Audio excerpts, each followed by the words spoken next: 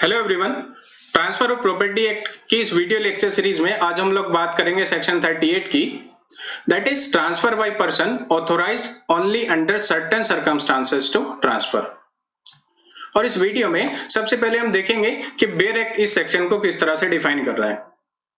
उसके बाद में हम बात करेंगे ये सेक्शन किस तरह के पर्सन को ऑथोराइज कर रहा है कि वो प्रॉपर्टी का ट्रांसफर कर सकता है और वो कौन से स्पेसिफिक सर्कमस्टांसेस होंगे जिनके अंडर किया गया ट्रांसफर वैलिड माना जाएगा।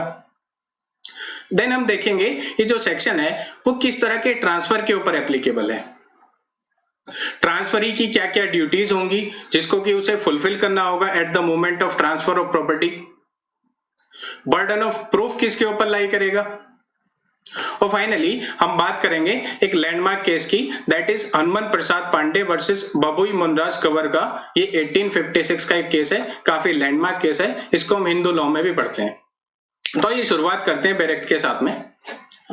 बेयर एक्ट कहता है where any person authorized only under circumstances in their nature variable to dispose of immovable property, कि जब कोई ऐसा पर्सन जिसके पास में राइट है वो ऑथोराइज है किसी इमूवेबल प्रॉपर्टी को ट्रांसफर करने के लिए, लेकिन एक स्पेसिफिक सिचुएशन के अंदर। अब इस स्पेसिफिक सिचुएशन का क्या मतलब है? तो जैसा हम हिंदू लॉ में भी पढ़ते हैं कि हिंदू अनडिवाइडेड फैमिली के केस में जो कर्ता होता है उसके पास में को पार्सनली प्रॉपर्टी को ट्रांसफर करने का एक लिमिटेड राइट प्रेजेंट होता है। वो उस प्रॉपर्टी को ट्रांसफर कर सकता है for the betterment of estate. ऐसा ही हमें देखने को मिलता है किसी माइनर या किसी लुनाटिक पर्सन के केस में। वहां पे भी जो गार्जियन होता है, गार्जियन के पास में एक लिमिटेड पावर होती है कि वो उस प्रॉपर्टी को ट्रांसफर कर सकता है for the betterment of that lunatic person और दैट माइनर। तो अगर ऐसी कोई भी सिचुएशन एग्जिस्ट करती है तो उस केस में प्रॉपर्टी को रिसीव करने से पहले ट्रांसफरी की ये ड्यूटी होगी कि वो चेक करे कि क्या ऐसी कोई स्पेसिफिक सर्कमस्टांस एग्जिस्ट कर रहा है जिसका कि दावा ट्रांसफर कर रहा है, और अगर वो पूरी तरीके से एंश्योर हो जाता है कि हाँ वाकई में ऐसा कोई सर्कमस्टांस एग्जिस्ट कर रहा है, तब वो प्रॉपर रीजनेबल केयर के साथ में गुड फेथ में एक्ट करते हुए उस प्रॉपर्टी को रिसीव कर सकता है।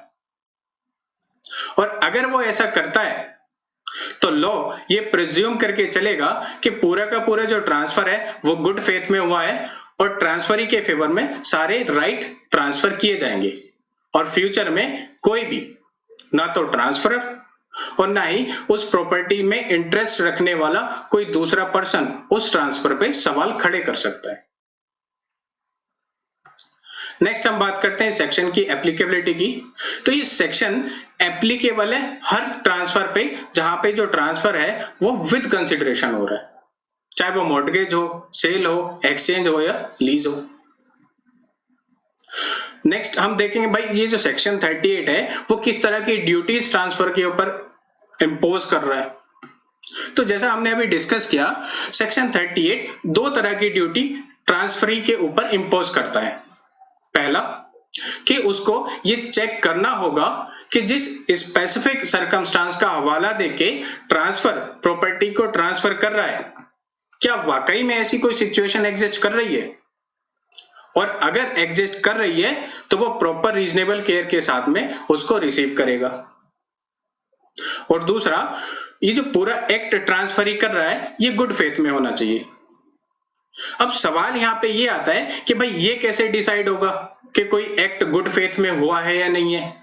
क्या कोई स्पेसिफिक पैरामीटर होंगे जिनके बेसिस पे डिफाइन किया जा सके कि कोई एक्ट गुड फेथ में हुआ है?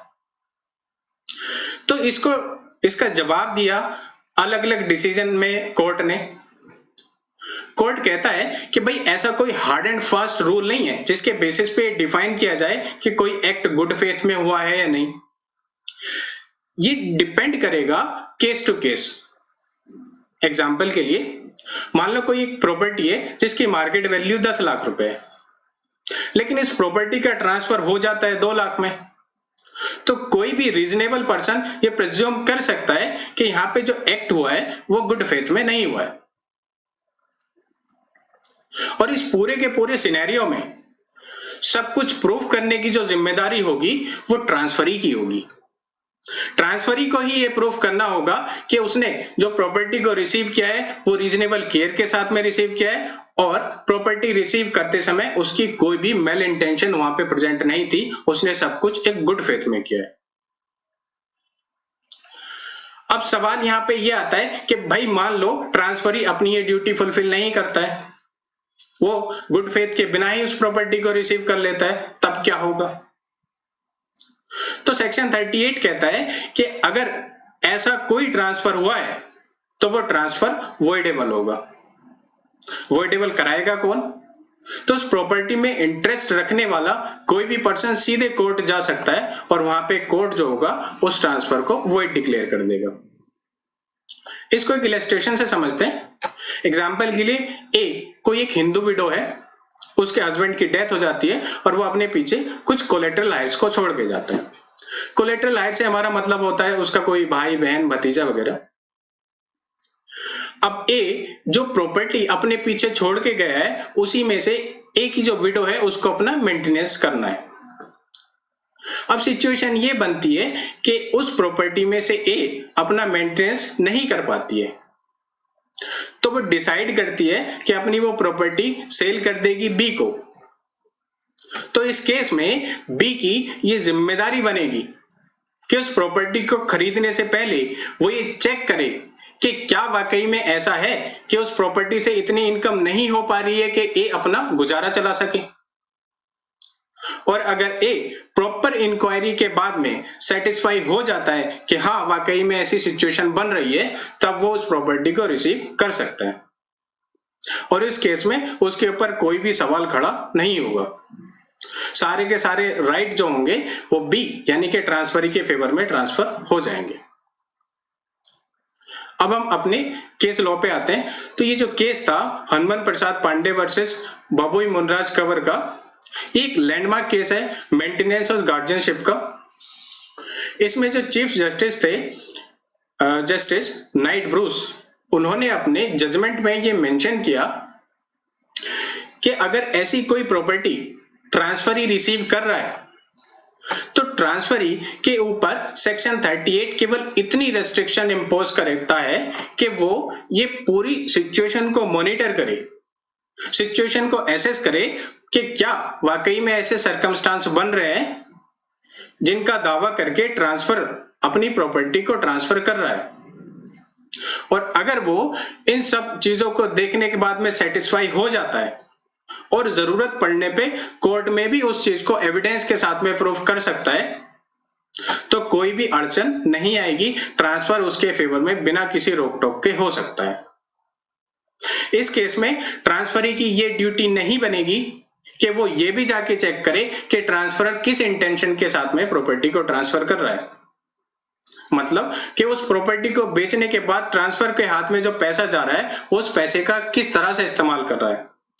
वो उसको शराब पीने में इस्तेमाल कर रहा है या वेश्यावृत्ति में इस्तेमाल कर रहा है या किसी दूसरे गलत तरीके में उस पैसे का इस्तेमाल कर रहा है। इसको चेक करने की जो जिम्मेदारी है वो ट्रांसफरी की नहीं होगी। ट्रांसफरी केवल इतना करेगा कि वो जो एक्ट है वो पूरा रीजनेबल केयर के साथ में होना चाहिए और गुड फेथ में होना चाहिए। अगर इतना हो जाता है देन ट्रांसफरी अपनी ड्यूटी से डिस्चार्ज हो जाएगा। सो गाइस, छोटा सा टॉपिक था, यहीं पे खत्म होता है। आई होप जो मैंने आपको समझाने की कोशिश की है आप उसको समझ पाए होंगे। एंड वीडियो अगर अच्छी लगी हो तो please like and share the video and subscribe the channel. Thanks.